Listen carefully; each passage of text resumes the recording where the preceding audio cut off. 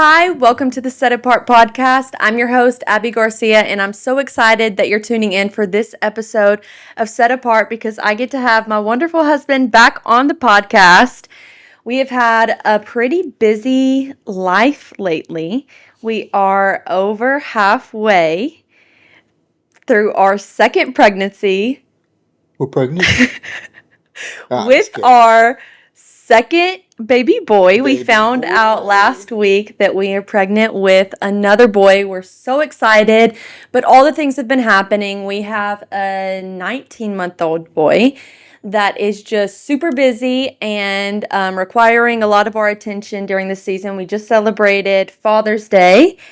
And we are just living a super busy life. But with that, we have been having, and I wanted to have you back on the podcast because we have just been having a lot of super meaningful, intentional conversations lately as we are working to grow our family.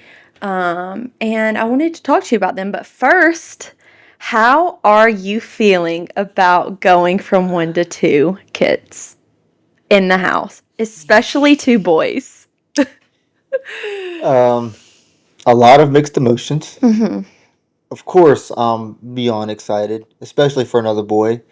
Um, I've always wanted kind of a couple boys before we wanted a girl, and I really want a girl, but I'm glad we're having a couple boys first, kind of warming into things. But Yeah. I'd be lying to you if I said I wasn't also nervous Mm-hmm. about having more than one person that we are responsible for and making sure that they stay alive Yeah. and that they become, but also they become, the men and women of God that they become to be.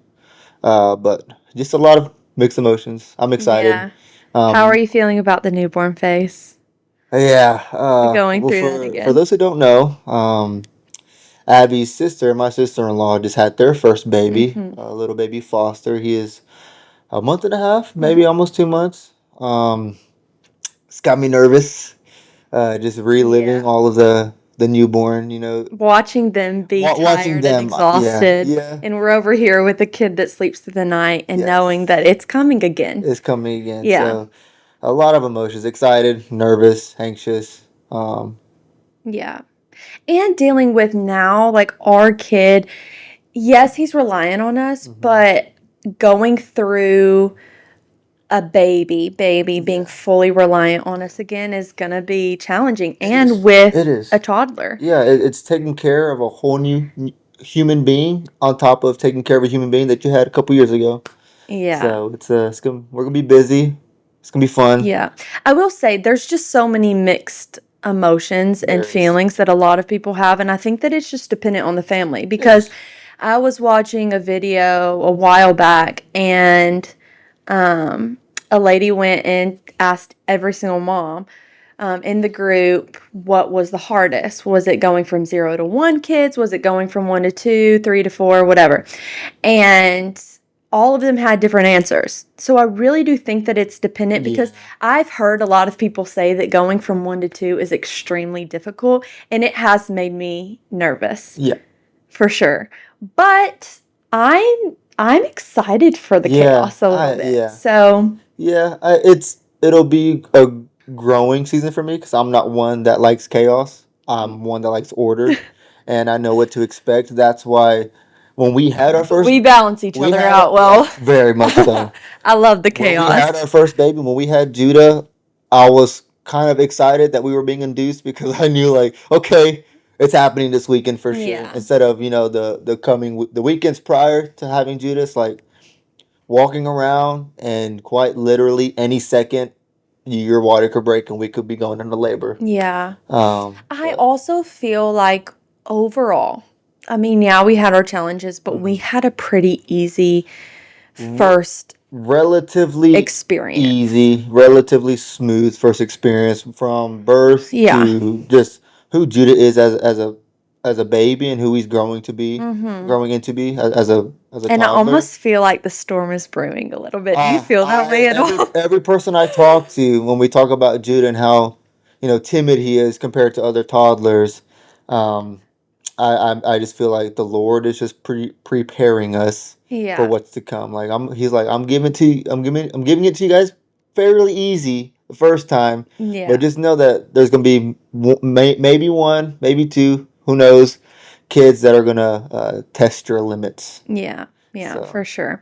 For sure. Well, going back to kind of the conversations that we have been having, just us two and about us growing our family, and we have been talking a lot lately about what our legacy, what we want our legacy to be, how we really want to raise our children to know and love Jesus. And ultimately, like, I think what has kind of sparked this a little bit is the fact that I really do think that Judah's starting to very slowly and in a very, like, pure childlike way starting to catch on to things. And it may yeah, be something so simple like, um, literally, whenever I was getting him ready for bed tonight, I said, does Judah love Jesus? And he's like, yes. yes. He says yes to Yeah. everything. He doesn't And know what and he's of saying, course, like, but it's yeah, little things that I yeah, think that we're realizing, like, he yeah. copies so much that we're 100. starting to be like, Yeah, oh, we need to be a lot like more careful with. just the other night, my mom was in town for our gender reveal. So Mhm. blessed to have her. I love my mom. Uh, but she brought, well, of course, she always spoils our kids. So she brought up some goodies, and one of Yeah. them was this really cute Woody, like Toy Story Woody costume. Not costume, but pajama set. Yeah. And he walks up with his pajama set on, and I look at him, and I say, "Oh my goodness, I love that." And out of nowhere, he goes, I love that.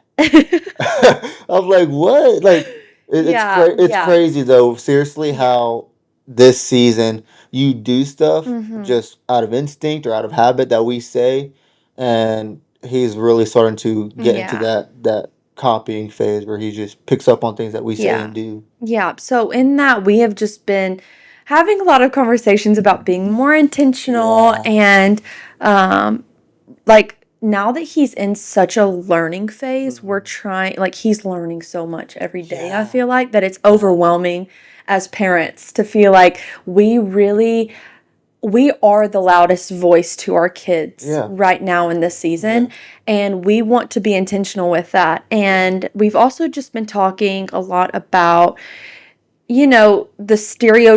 the stereotypical and stereotypes behind the role of mom and dad Yeah. and husband and wife, Yeah. and really the way that, like, we were both raised very Hmm. differently in that, and really kind of even talking about wanting to tear down some of those walls and do things a little bit differently Yeah. than Yeah. the stereotypes of what you would typically see, the father figure do and the mother figure do. Yeah. And so I just wanted to ask you, so what are some stereotypes that you see, Sure. as a husband and as a dad, stereotypically, that you kind of want to do a little bit differently in Sure. our family, whether it be in our marriage or, Yeah. with our sons? No, yeah. Yeah, and first off, like I think we want to start off by saying these aren't stereotypes of, dad goes off to work, mom stays at home. Right. Whatever works for you, that's awesome. Yeah. For us, we just what works best for us is that we both need full-time jobs and we're just completely blessed Yeah. that we can both work Yeah. from home and take care of our son. But I think for me, I want to go more the route of more like the emotional and spiritual stereotypes of Mm-hmm. the mom and dad of households. And for me, it's kind of I want to start off this question with more a testimonial kind of thing I want to go off of. And it's that dads or father figures or men in general. I know not every man. I'm not pointing out every man on this planet, but I feel like it's a pretty good stereotype that men struggle to be emotionally open, Mm-hmm. um, but also emotionally available for their family. And I think we all we touched on this with our first podcast and just kind of my testimony and the beginning of our relationship and how I struggled to do that. But it was the way that it was modeled for me. Not only being a guy, being a boy, being a man, but also being a Hispanic man. I think Mhm. when you throw in kind of cultural stereotypes, it can really build on certain things. Yeah, for sure. So for me, uh, it's just more of because I was raised by a dad who wasn't emotionally available for us, um, but also kind of as me and my older brother, as boys, we would get hurt or we would get in a fight or we would cry or we would throw a fit or something. We'd be upset, and it would almost seem like we got in trouble for that because as boys, it's weak for us to show that kind of emotion. Mhm.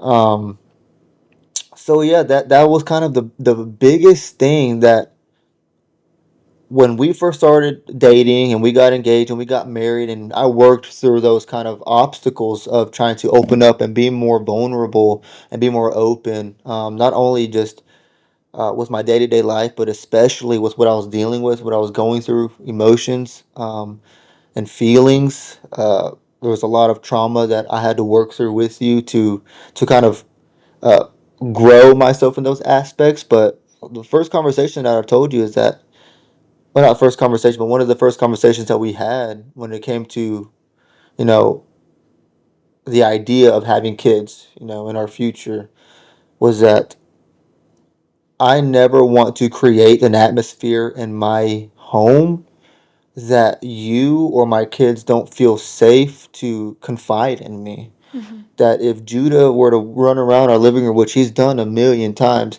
and fall and get hurt and start crying, that my instant response is, why are you crying? Like, you're a boy, we don't cry. When you get hurt, you Yeah. pick yourself up, you dust yourself up, and you keep going. Mhm. And yeah, I agree with that to some extent, but to be a father figure uh, in my household, but also still be an emotional avenue that my kids can take and confide in, Mhm. because that was kind of the stereotypes that we walked through, like in our conversation, me and you, the past few weeks, is that honestly, like, it's very stereotypical for the father figure to set the structure, set the tone, do a lot of the disciplinary actions, but the mom to kind of be the emotional basket. When kids are upset or when they cry and they go to mom because mom's going to take care of them, mom's going to nurture them, Yeah. mom's going to make sure you're okay. And not that I disagree with any of those, but I think one of the biggest things that we talked through is how can we balance that. Mhm. I think biblically, yes, I'm supposed to be the one that leads my family and leads my family well, um, and leads my family spiritually.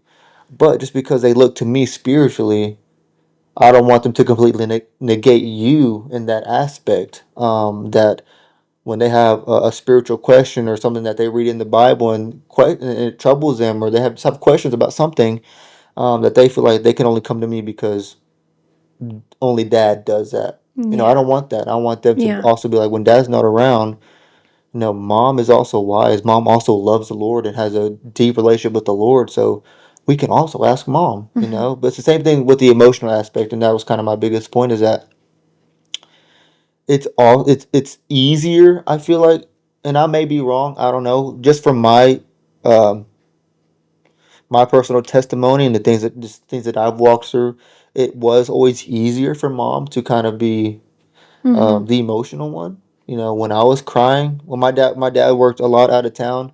If I were to cry, like, I'm gonna go to mom because mom, just stereotypical. Just she takes care of you, and she, Right. yeah. Right. But when Judah gets hurt, I don't want him to feel like all he has is you. Yeah. When he's struggling or he's upset, when he goes to school and he's struggling because people are picking on him, or uh, with when he gets into the dating life, which Abby says won't be until he's 30. We'll see. Correct. Um, but like when he starts going through that, starts dealing with heartbreak, starts dealing with troubles, I don't want my son to feel like all he has is mom to lean on when it comes to Mhm. those emotional troubles. Yeah. So that was kind of the biggest thing where, yeah, I still feel like I struggle to be emotionally available because I'm like the fixer. I Mhm. struggle to just kind of sit and listen to you, listen to your heart, and listen to what you're dealing with. I feel like I want to sit and listen to you and be like, okay, well, let's go do something about it, you know. Yeah. But oftentimes, especially when you're dealing with young, adolescent, emotional children, teenagers, preteens, whatever, it's going to take patience, and I want to ensure that I'm that for my family. Yeah. That if I'm struggling, I don't feel like I have to put on this facade in front of my family to say like, no, I'm dad, I'm strong, I'm okay, I can deal with it on my own. Mm-hmm. No, I can open up to you about how I'm feeling, about how I'm doing. I can open up to my kids and say, you know what, kids, I'm struggling right now, and I could really use your prayers because I think the Lord, he doesn't neglect prayer just because my son is 8 years old and doesn't even really know what he's praying for. But it's all about the intention of the heart. But yeah, I don't know. I just, Mm-hmm. not to ramble on, but I just want to. That has always been my biggest heart. Yeah. Is that nowadays? I know. And I think that it's something that you lacked. Yeah. And now that Yeah. you have a dad that is extremely emotionally Yes. available, Yeah. it's crazy because, yes, you see what you were given and you almost like you want to be that for your Yes. family that you were Exactly. missing out on. But Exactly. now, like, having a father figure that now is very emotionally Yeah. available for you and is Mm-hmm. your role model, Yeah. to see that is super cool. But I also, like, I think about it, and just as you were talking, I was thinking about how I don't even know if this was a super intentional decision on our part, but I do know that we tried to work on pretty early on whenever Judah would get hurt. Mm-hmm. We tried to share the who he would go Yeah. to. Yeah. And there were times where, because my mom heart would Mm-hmm. really want to comfort him, or there would be times where, yeah, I'm sure he would naturally want me, Mm-hmm. that I would leave the room and let you comfort him. And Yeah. I think that that is so healthy Yes. for there to be, okay, mom is here, and mom, like, it doesn't have to be necessarily that I'm out of the house or gone in order Mm-hmm. for you to comfort our kids. Mm-hmm. Does that make sense? Yeah. Yeah. And same for me. Like, it doesn't have to be that dad is out of the house in order for me to discipline our kids or do something that would stereotypically be more of the father role in a way. Mm-hmm. And yeah, I really do think that it is just a little bit more natural. I mean, you think about girl friendships versus guy friendships. Girls are, for the most part, very open and willing to share, usually pretty emotional, Yeah. and wanting to talk about anything and everything. Mm-hmm. And guys are typically more closed off. Yeah.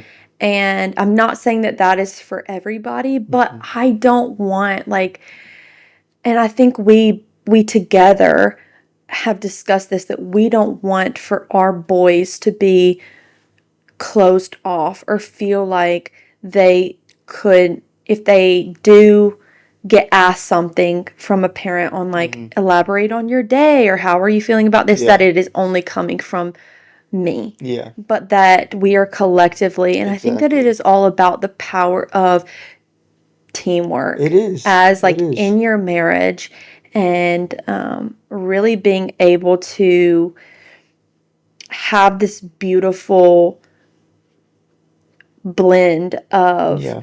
you being able to show them love and affection in the same way that I show them love and affection. Yeah. And yeah, it may look different because we have different personalities, but, like, and I should be able to feel empowered to discipline our Yeah. boys the same way that you would. So I just think that there is so much, like, teamwork to all of There it is. that really There creates this is. beautiful, healthy Yeah. blend, if that makes Yeah. sense. No, absolutely. I agree. Yeah. I agree. Yeah. Yeah, I don't know. I think that's also just been the emotional aspect of men and the vulnerability, like the lack of vulnerability from men and men generally. Like Yeah. Yeah. I'm Yeah. not pointing out everybody. Right. Um, like I it's been on my heart a lot recently. Just because as I continue to help lead worship on Sunday Mm-hmm. mornings, and I'm on the platform behind the drum set. I look out at our congregation and I see families who just stand there, and I don't know. I've always felt like I've been gifted, uh, the like discernment. Mm-hmm. I feel like that's always something that I've been really good at doing is discerning, especially discerning people. Um, so when I look out into the congregation and I see a family just standing there, kids hands in the pockets, wife just standing there, I look at the dad, and what's he doing? He's usually standing there with his hands in his pocket, just kind of just there, which seems like for him just an obligatory type of thing to do Mm-hmm. because even biblically, like we are obligated to lead our family and be that influence for our wives and for our kids. So when I see a family standing there with dad in his pockets, I can only just realize if he were to let loose and unlock his emotional side, his vulnerable side, pretty much saying like, just because I lift my hands in worship and I pray out loud or I sing out loud doesn't mean that I'm weak. Yeah. Doesn't mean that I'm struggling with something because that's another kind of thing that I feel like I don't know. I've realized a lot lately, just in the church, Mm-hmm. is that it almost seems like if someone is up at the altar or if someone is up with their hands lifted, maybe even crying or just showing emotion, that their life is almost falling apart. Yeah. Instead of just realizing, no, sometimes well, as Christians, we're called to give our lives as sacrifice to Christ, and I Mm-hmm. feel like that is what the altar resembled as. Obviously, in the Old Testament,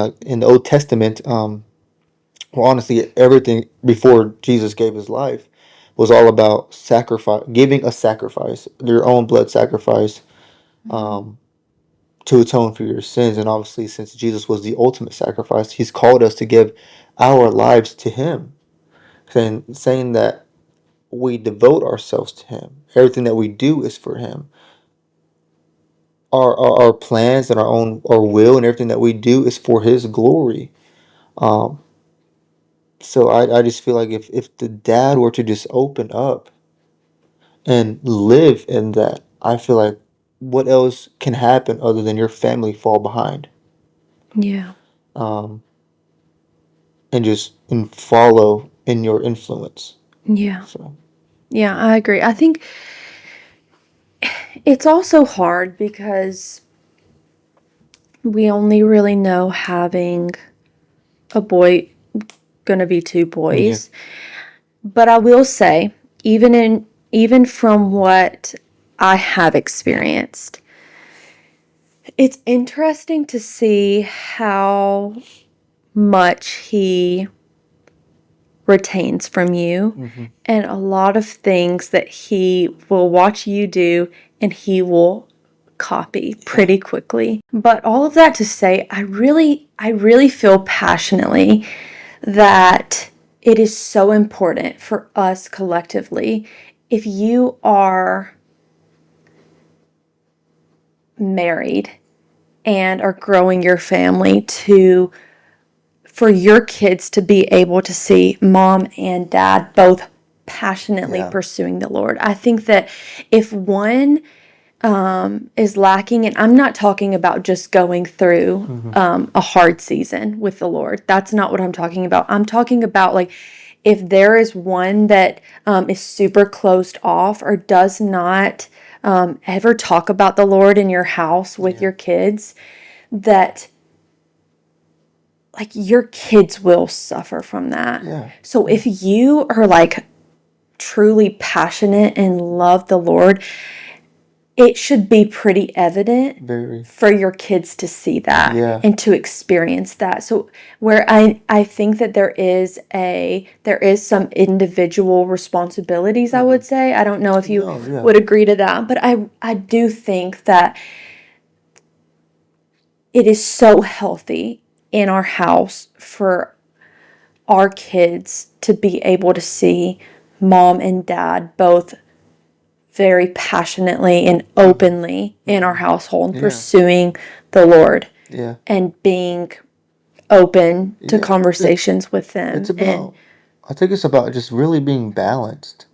I mean, Mm-hmm. why other than like biblically, like I am supposed to again, like I said, lead um our household spiritually, but why does it have to be all on me? Not that I don't take charge in that, and I feel like it's my responsibility to take charge on that. But I guess what I'm trying to say is more. So set the biblical side down. More just from the emotional, disciplinary, mental health issues in our family. I feel like that 100% requires balance. Yeah. Like I want our kids to look at us and say, no, I can talk to Yeah. both of my parents equally. Yeah. Or if they mess up and they get in trouble or they do something here to Mm-hmm. that requires discipline, that they're not just going to look be afraid of me or be afraid of me. Not that it comes with fear, but more of like just obviously we all know as kids what it's like to do something wrong or know you're in trouble Yeah. and you're just afraid of that butt whooping. You know Mm-hmm. it's coming. Mm-hmm.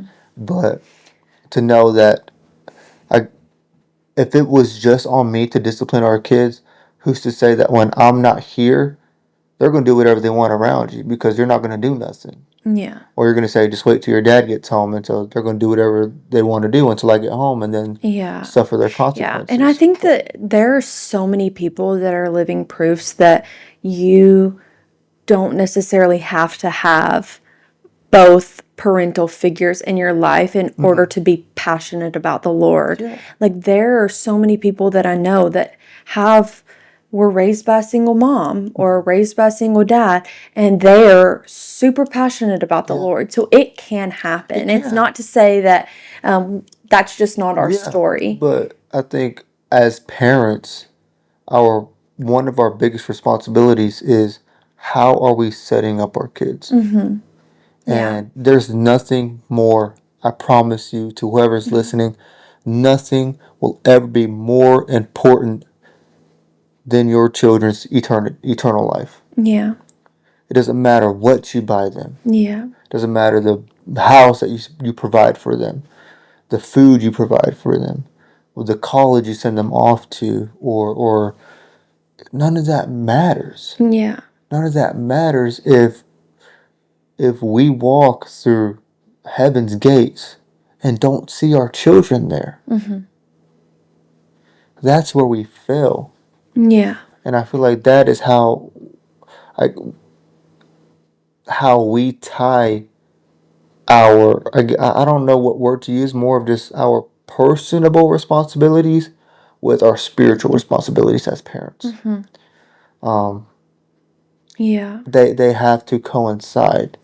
And when it comes to a dad leading our household spiritually, I just struggle seeing how, I guess just me as a father, how I can do that without being vulnerable and open. Mm-hmm.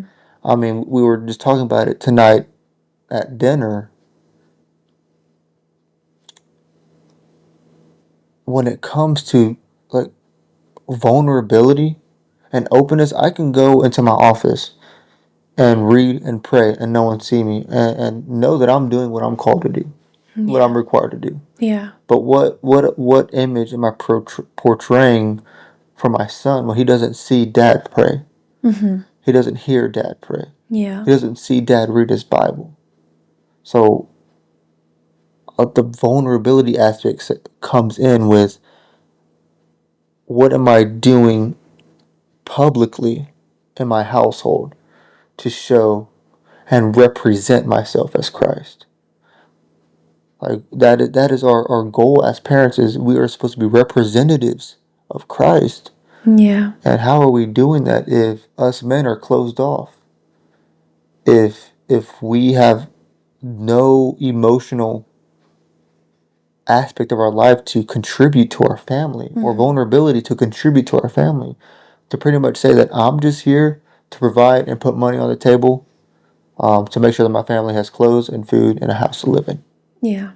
I have too many people in my life that I know personally that live their life like that, and it's sad because I look at their kids and I'm like, they're doing okay, like they're not struggling or anything, but you can see where they're lacking. Mm-hmm. In a dad who said, you know what, I don't have to just provide financially, materialistically, but it's also my responsibility, my duty, my obligation to provide spiritually and emotionally and mentally. Yeah. Uh, when it comes to being the man of God that I know I'm called to be, especially for my family, I don't know how you can do that being closed off. Mm-hmm. Yeah. Yep. And I think that, like, something that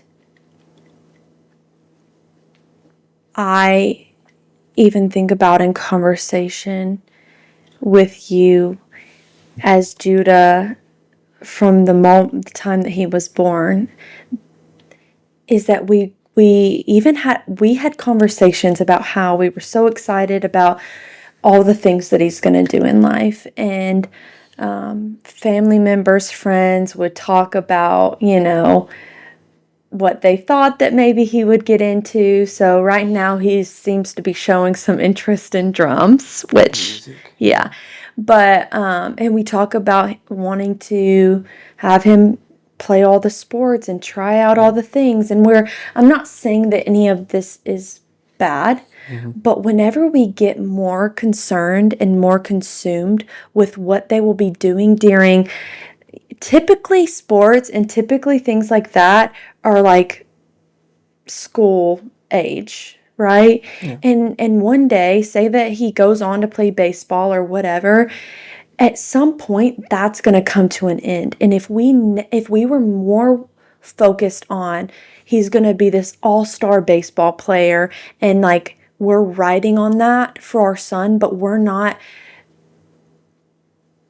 more concerned about his soul Yeah.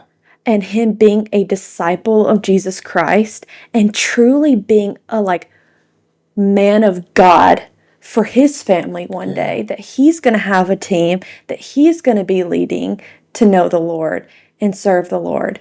I think that sometimes we tend to focus in and really hone in on things that it's not that they don't matter, because they're incredible things. I love to see, even at an early age, like his gifting starting to develop in him. Yeah. I love it.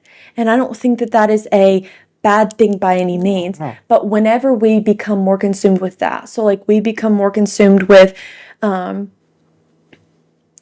what point do we draw a line of, okay, now all of these tournaments, all of these things are now taking our family completely away from church.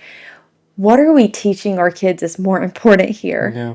A sporting event Mm-hmm.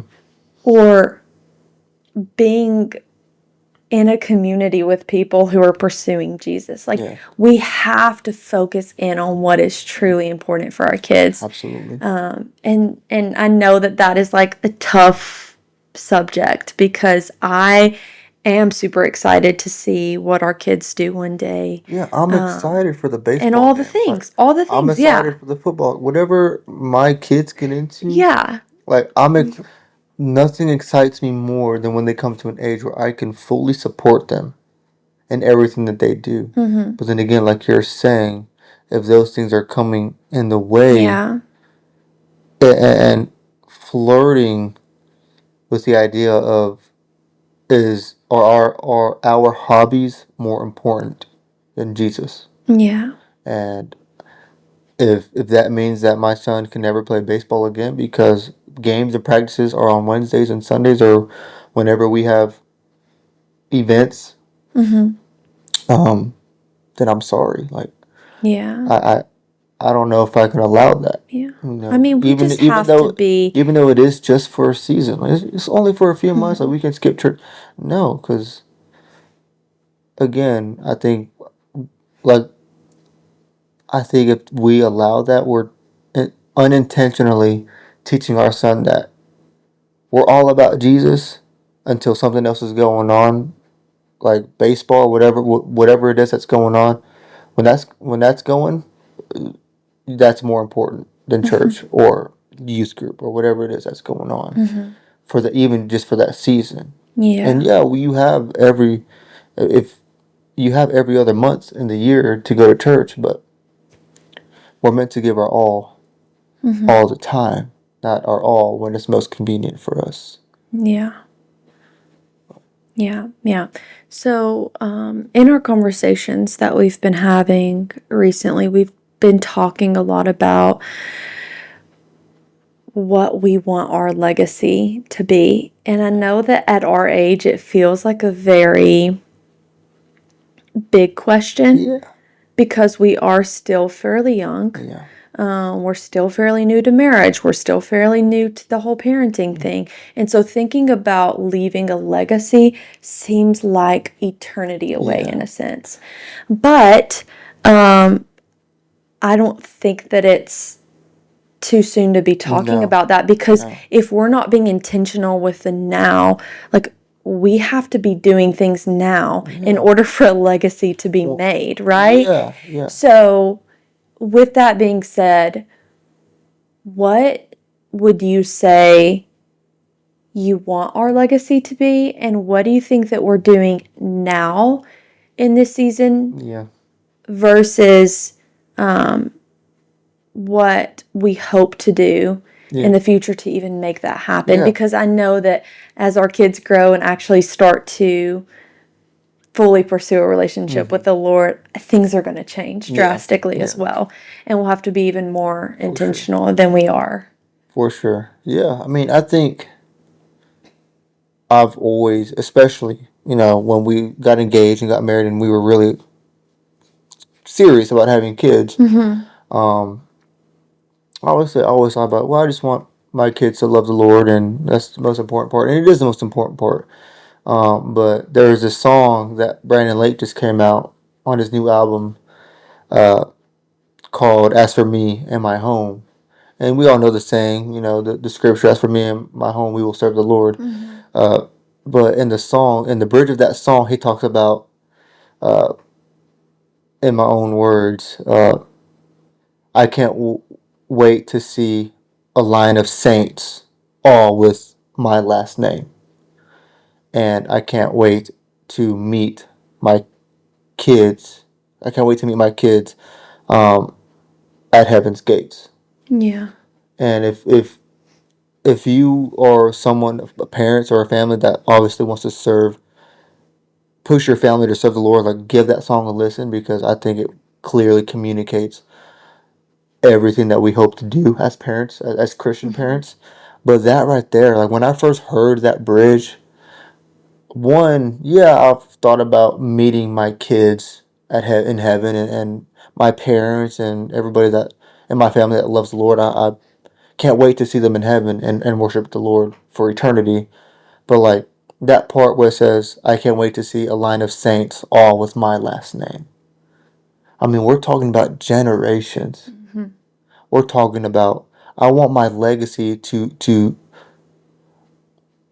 first off, I think we need to understand that this legacy that we are creating, it's not we're not really creating it. It's a legacy that's been created. The gospel of Jesus Christ, that's the legacy that we are living. That's the legacy that we are obtaining and uh, instilling in our own lives. But that legacy is a torch that we carry on and we hand down to our kids and say, this is why we are living. Yeah. This life that we live is not ours. Yes, we walk the walk, and this is our fleshly body, and we have the free will to do whatever we want. But as Christians, we should be devoting every second of every day to Jesus Christ, because this life that we live, one, is very temporary. We're talking about in relativity to eternity forever in heaven. This life is very temporary. Also, these lives that we live is not ours, but a gift to Christ to be used as a vessel to bring forth His kingdom here on earth as it is in heaven. So my legacy is I want to hand the same torch that Jesus Christ handed down himself, and that generations upon generations for thousands of years have handed down to grow what we now call Christianity. I want to pass that torch down to my kids and really instill in them the importance of our eternity in heaven. Yeah. For them to instill it in their kids, and for their kids to instill it in their kids, until I reach heaven one day and I see a line of people worshiping the Lord with my last name. Mm-hmm. Because I I was the game changer in my family. Like, I was the reason. And obviously, Jesus Christ is what I'm saying is like, because I said yes. Yeah. Because we said yes. Yeah. And because we took our parenthood with our kids seriously.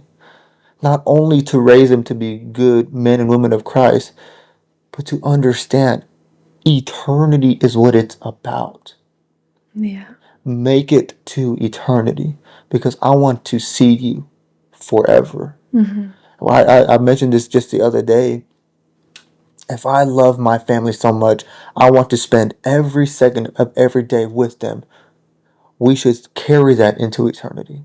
I love my family so much that I'm not just going to leave them here on earth to figure it out, but to give them everything that I possibly can, because as much as I want to spend every second with you here on earth, I want to spend every second with you where it truly matters, Yeah. with our Creator. Yeah. That's the legacy. Yeah. And I'm sorry if it's good to have other things. It is. I'm not saying don't pursue other things, don't create other things for yourself. But if that legacy is not at the top of our list, then we're not Yeah. we're not doing it right as parents. Yeah. I don't want to hurt feelings. I don't want to offend anybody. But Jesus Christ is what it's about. Yeah. It's not And about us. unfortunately, that legacy that we talk about of generations, it doesn't just happen by chance. Like, it doesn't just happen because, honestly, it doesn't even just happen just because we choose to go to church and attend church. Yeah. But if we're not being intentional, and I think that that is where our heart is, and what we've been talking a lot about lately is really wanting our house to be a place of worship. Yes. And I don't want my kids to just experience the presence of the Lord in a church building. Like, I want them to be able to experience the presence of the Lord every day throughout the week in our household. And I'm going to be honest, like, it takes sacrifice, like, it takes intentionality. I know that something that we're big on is even just in the everyday mundane, we're working, we're cooking dinner, whatever the case may be, we a lot of times have worship music playing. Yeah. Aside from if Miss Rachel is on, Oh, or the Wiggles, or Miss Rachel or the Wiggles is pretty much. Other than that, it's yeah, yeah. But we are pretty intentional with, if rather than just having whatever up and playing on the TV, like, we really do try to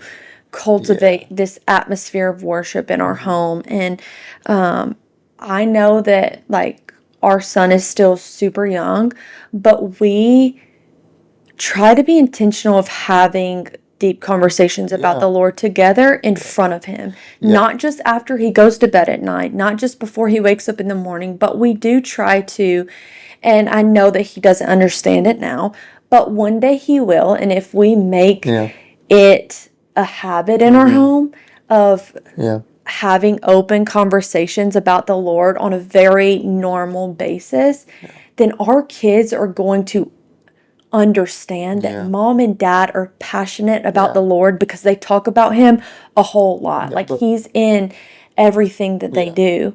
But here's the thing is that I truly believe it is never too early to start planting seeds. Yeah. Even in the womb, Yeah. you know, even seeds that you weren't even really intentional, but now as you process and pray, you realize, oh, this was on the Lord's part, not an accident. You know, I think about Judah's name, and correct me if I'm wrong, but Judah's name means to praise. Mm-hmm. And you cannot tell me that it is a mere coincidence that he has been drawn to music. Mm-hmm. I mean, He would genuinely as rather listen to worship music than watch watch Miss Miss Rachel. Rachel. Me as a musician, I have music playing all the time in the car, in my office, here in the house. Like I love music, Mm-hmm. and of course, like you said, uh, we are very intentional with what we play, and so we try to keep it strictly to worship music. And uh, from the here and then, we're Yeah. from the south, so you may hear a little country from here and there, but usually it's Christian, it's worship music. But when I'm in my office, especially, and because we both work from home, we all three of us, me, Abby, and Judah, and our dog, we spend a lot of time in our office because we're working. We have a ton of toys up there for him, so he's up there playing. But as soon as I start playing music, he runs, not just finds his way to my desk, like runs to the side of my chair and wants to sit in my lap and Mm-hmm. just sit there. And it's not like I'm on YouTube watching music videos of Elevation or Brandon Lake or whoever I'm listening to. It's Spotify, and it's just a picture. Yeah. So he is just sitting there Mm-hmm. listening. And those are seeds that we are planting. Yes, he doesn't really understand the deep spiritual conversations that we're having, but those are seeds that we're planting. And I know in due time we will see those seeds come to fruition because Yeah. unintentionally we gave him the name Judah because of what it meant, not not feeling like he was going to grow up to be this worship pastor. And I don't know if I don't know what the Lord has for him. I don't know, Yeah. but as we see the things that he's attracted to just in his early years, it is not a coincidence that we prayed over him. We gave him the name Judah to praise. Mm-hmm. And here he is at a year and a half, almost 2 years old, drawn to the music of the Lord. Mm-hmm. Drawn to music in general. Like I'll just be listening to whatever sometimes but Yeah. I can use that and start instilling worship into his heart. Mm-hmm. Because that to me I feel like was the Lord saying, yeah, you didn't give him his name because you want him to be a worship pastor, you want him to be playing music all the time, but I can use it. Mm-hmm. I can use it, For and sure. so can you. For sure. For sure. And I love it. I think that there's a difference too between just preaching to your kids and really living it out. Yeah. So I think that something that I know I want to do for my kids, there are times where we're going to preach at them. There are times where we're just going to talk to them about the Lord, but I really and truly do want to see their mom and their dad love people well and disciple people well, and hopefully, the legacy that we leave goes beyond our family. That would be the hope and prayer. But also like raising up many disciples. I think that there's no easier, as far as they are quite literally gifted to us from the Lord, Yeah. as many people who are our DNA Yeah. Yeah. that operate usually very similarly, to disciple and to really make disciples of the Lord. So how are we stewarding it well? Yeah. I guess is like my question and my thought. And I wanted to wrap up just by earlier today I saw this post and I wanted to read it out because it is so challenging to me for the fact that our kids, our family really gets to experience Jesus and the character of Jesus before they even really are at an age to fully know him and know what he did for them. And so the post says, "My child's first glimpse of Jesus is through me. I pray they see a faith that's lived, not just spoken about. The way I delight in them, and my child's first glimpse is my child's first glimpse of how the Father delights in his children. The way I serve my family is my child's first picture of sacrificial love. The way I ask for forgiveness is my child's first glimpse of humility and the power of repentance. The way I prioritize time with the Lord is my child's first example of fruitful and disciplined faith. The way I speak is my child's first lesson in how our words reflect the posture of our heart. The way I worship is my child's first example of praising through every season and circumstance. And it really puts into perspective the reality, especially if you have young kids or you have not had kids yet and you're about to enter into that season, or maybe it's far into the future for you. Regardless, it is so necessary to be intentional from a very, very young age, because they will get to experience the power and the love of Jesus at a way earlier age than you ever actually think. And the way that they experience him is honestly through you and through your actions. So I just wanted to encourage you all with that. And I think that it was super powerful. I know that it was probably fairly challenging. And I really am praying that through our conversation that there is, it sparks up some intentional thinking of what legacy are we wanting to leave for our family, for our spouses, for our children and generations to come. So thank you so much for listening to this episode. Thank you so much, Leroy.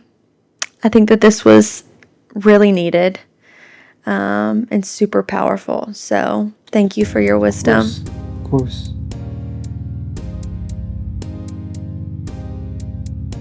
Thank you so much for tuning in to this week's episode of Set Apart. My prayer is that it was able to speak to your heart in a new and fresh way.